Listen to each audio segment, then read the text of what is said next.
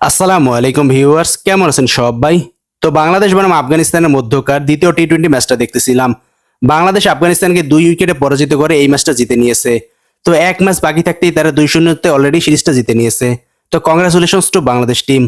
But গত 2 ম্যাচে যারা বাংলাদেশের খেলা দেখেছে তারা জানেন যে বাংলাদেশ এই 2 ম্যাচে জয়লাভ করলেও খুব বাজে ক্রিকেট খেলেছে। প্রথম ম্যাচে আফগানিস্তান ব্যাটিং করে 151 রান করতে সমর্থ হয় এবং বাংলাদেশের টার্গেট ছিল 152 রান। তো এর জবাবে বাংলাদেশ খুব ভালো ব্যাটিং করতেছিল। তারা 11 ওভার 3 বলে 109 রান তুলতে সমর্থ হয় এবং কোনো উইকেট তারা হারায়নি।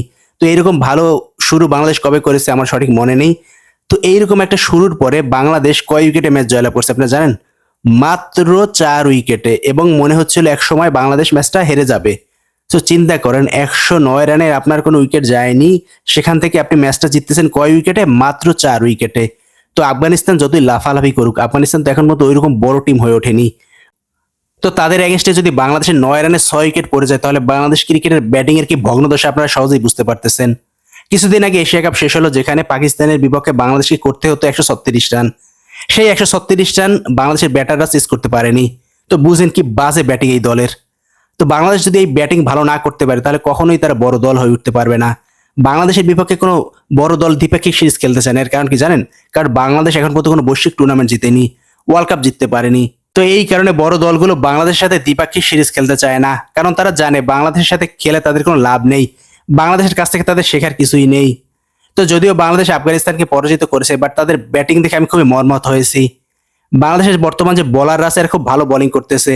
তো ব্যাটাররা যদি একটা সেন্সিবল ব্যাটিং করে, তাহলে বাংলাদেশ একটা শক্তিশালী দল হয়ে উঠতে পারবে। সামনে 2026 সালের ফেব্রুয়ারি মার্চ মাসে টি-20 ওয়ার্ল্ড কাপ। তো এই ওয়ার্ল্ড কাপকে সামনে রেখে যদি বাংলাদেশ তাদের ব্যাটিংটা একটু ইমপ্রুভ করতে পারে, তাহলে হয়তো বাংলাদেশ টি-20 ওয়ার্ল্ড কাপটা জিতে যাবে। বাট ব্যাটিং এর যে ভগ্ন দশা, এটা দেখে আমার মনে হয় না বাংলাদেশ আসলে তাদের ব্যাটিংকে ইমপ্রুভ করতে পারবে। এরা একটা উইকেট পড়ে গেলে বাকি উইকেট ঠাস ঠাস করে পড়ে যেতে থাকে। একটা দল 25 বছর 30 বছর ধরে ক্রিকেট খেলতেছে, তারা যদি এখনো এইরকম বাজে ব্যাটিং করে, তাহলে আসলে ইমপ্রুভমেন্টটা কোথায় হচ্ছে? আমি তো বুঝতে পারতেছি না। এটা কি আমাদের ডোমেস্টিক লিগ ভালো না হওয়ার কারণে, বা আমাদের ক্রিকেটের মধ্যে রাজনীতি থাকার কারণে এরকম হচ্ছে, নাকি প্লেয়ারদের নিজেদের কোনো ইচ্ছা নেই, নাকি প্লেয়ারদের সামর্থ্য নেই? সেটাই আমি বুঝতে পারতেছি না।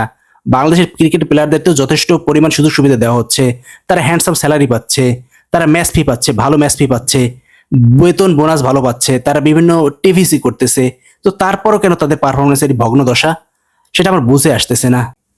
তো ভিউয়ার্স, আশা করি বাংলাদেশ তাদের ব্যাটিংকে ইমপ্রুভ করতে পারবে এবং 2026 টি-20 ওয়ার্ল্ড কাপে বাংলাদেশ খুব ভালো পারফরমেন্স করবে। তো বাংলাদেশ ক্রিকেট টিমের জন্য অনেক অনেক শুভকামনা রেখে আজকের ভিডিও এখানে শেষ করছি।